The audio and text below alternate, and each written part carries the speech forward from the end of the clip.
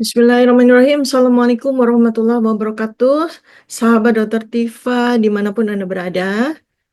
Saat ini Indonesia dihebohkan dengan terpasangnya pagar laut di Teluk Jakarta. Saat ini menjadi topik perdebatan panas di Indonesia, terutama karena implikasi lingkungan dan sosialnya. Struktur pagar laut ini yang sangat misterius ini ya, terbuat dari bambu dan memanjang sepanjang puluhan kilometer. Dan telah menimbulkan berbagai macam pertanyaan tentang legalitas, aspek hukumnya, tujuannya, dan pengaruhnya terhadap ekosistem dan kepentingan masyarakat lokal, terutama para nelayan setempat. Jadi pagar laut di Teluk Jakarta ini ditemukan tuh diramaikan ya sekitar akhir tahun 2024. Dan menurut informasi dari nelayan setempat, sebenarnya pagar laut ini sudah dipasang sejak tahun 2023. Struktur pagar laut ini mencakup banyak desa ya, di Kecamatan Klonjo, Kemiri, Mauk, Sukadiri, Pakuhaji, dan Teluk Naga di Kabupaten Tangerang, Banten. Di Jakarta sendiri, pagar tersebut dilaporkan berada di dekat Pulau Reklamasi PIK 1. Panjangnya itu kalau digabungkan 30,1 kilometer yang ada di Tangerang, Banten, meliputi 16 desa di 6 kecamatan. Di Jakarta sendiri, pagar ini ada di seberang Pulau C, Pulau Reklamasi yang lama ya, PIK 1 dengan panjang sekitar 1,5 kilometer. Jadi kalau digabungkan, panjang totalnya di pagar laut ini 31,2 kilometer.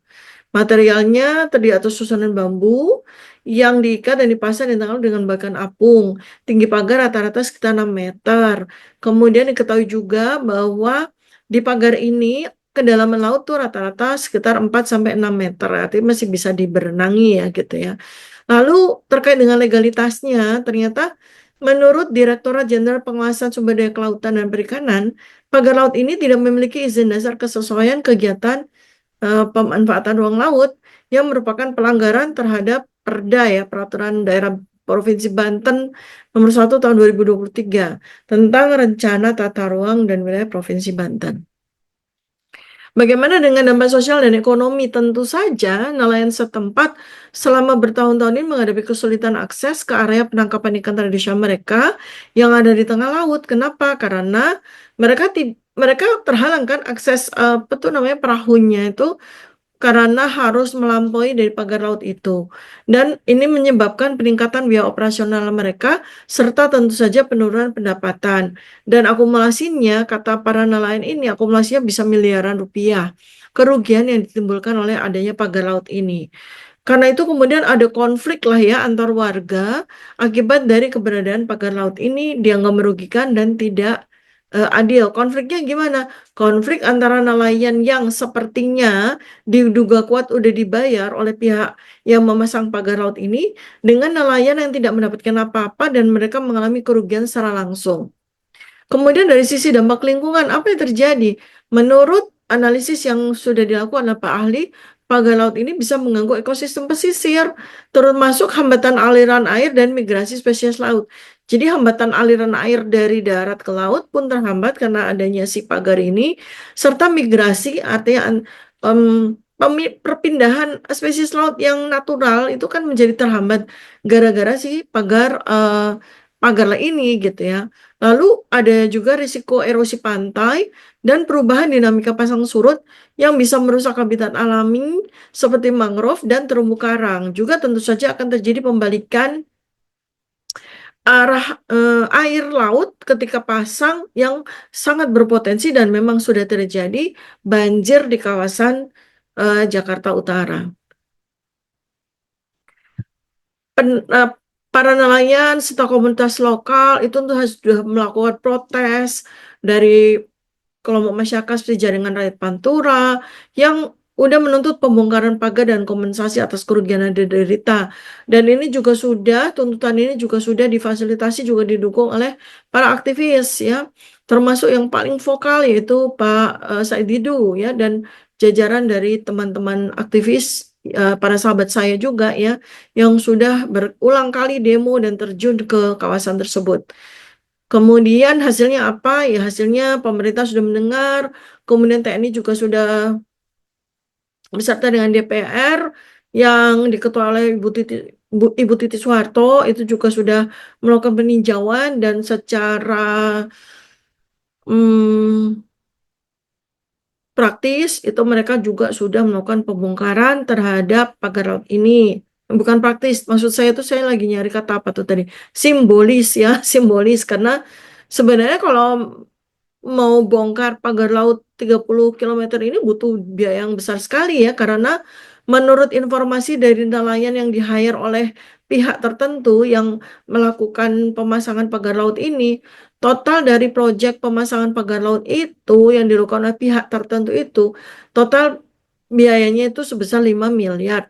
Jadi kalau mau bongkar ya kira-kira ya sebanyak itu dikurangi materialnya ya. Terus, ya saat ini kita ramein semua, media, sosial media, aktivis lingkungan, media independen, semua menyoroti ketidaktransparan dan segala macam dugaan-dugaan termasuk dugaan korupsi di balik pasar pagar, kemudian juga kok yang jelas ada kolusi dari pihak pengembang karena ternyata sudah disampaikan juga bahwa dari batasan 30 kilometer itu ternyata lautan yang bahkan belum jadi daratan, yang belum diuruk oleh pasir menjadi daratan itu pun sudah di-kafling-kafling dan sudah terbit SHGB-nya. Jadi lautan itu udah ada SHGB-nya, wannabe menjadi daratan, karena mereka nanti direncanakan akan menjadi daerah reklamasi seperti pulau-pulau yang sudah terjadi di Pantai Utara Jakarta. Dan adanya pagar laut di Teluk Jakarta ini jelas menunjukkan kompleksitas pengelolaan sumber daya laut di Indonesia secara umum ya. Karena udah pasti ya bahwa kejadian di Teluk Jakarta ini nggak cuma satu, apalagi ternyata sudah sering diberitakan ya secara resmi maupun tidak bahwa proyek reklamasi di Indonesia yang sudah diteken izinnya oleh Presiden Jokowi dari tahun 2016 itu total sebanyak 37 titik ya kawasan di seluruh Indonesia. Jadi proyek reklamasi yang melibatkan adanya si pagar laut ini itu bukan satu-satunya sahabat Tutiva semuanya ya. Jadi total tuh ada 37. 20-nya itu sudah sedang berjalan, 17-nya lagi dimulai proyeknya dan sedang direncanakan. Jakarta sendiri 17 pulau reklamasi. Kemudian ada di Lampung, ada di Sidoarjo, Surabaya, ada di Bali, di Tanjung Benoa terutama, di NTT, di Teluk Kupang, kemudian di Sumatera Selatan, di Tanjung Kafat, kemudian di Tanjung Karat, sorry, kemudian Sulawesi Tengah itu ada di Pantai Talise, di Palu, kemudian di Manado Utara, di Pantai Malalayang, Makassar, di Pantai Losari, dan beberapa tempat yang lain, Kabupaten Takalar, bahkan udah ada 24 desa yang menjadi korban terendam akibat proyek ini, kemudian Papua, Aceh, dan masih banyak lagi. Jadi ini memang sebuah warning bagi seluruh segenap stakeholder Indonesia ya, pemerintah. Apakah pemerintah sekarang ini tahu dan mereka melanjutkan tanggung jawab mereka terhadap pelaksanaan reklamasi yang salah satu konteksnya adalah pagar laut di Teluk Jakarta ini dan 36 kawasan reklamasi yang lain, bagaimana tanggung jawab pemerintah terhadap rakyat yang mengalami dampak ya, misalnya contoh yang di Kabupaten Takalar aja ada 24 desa yang mengalami korban reklamasi, mereka terendam, mereka harus pergi. Di Teluk Kupang NTT ada 2.000 hektar, itu melibatkan 1.700 kakak. Kemudian Sumatera Selatan tuh melibatkan 530 kakak, belum yang lainnya. Padahal sebenarnya Indonesia itu negara yang masih sangat luas daratannya ya, masih sangat memungkinkan penambahan penduduk di 17.000 pulau yang ada, di 5 pulau besar aja, kawasannya sebetulnya masih luas sekali, sehingga Indonesia ini bukan negara yang membutuhkan reklamasi gitu.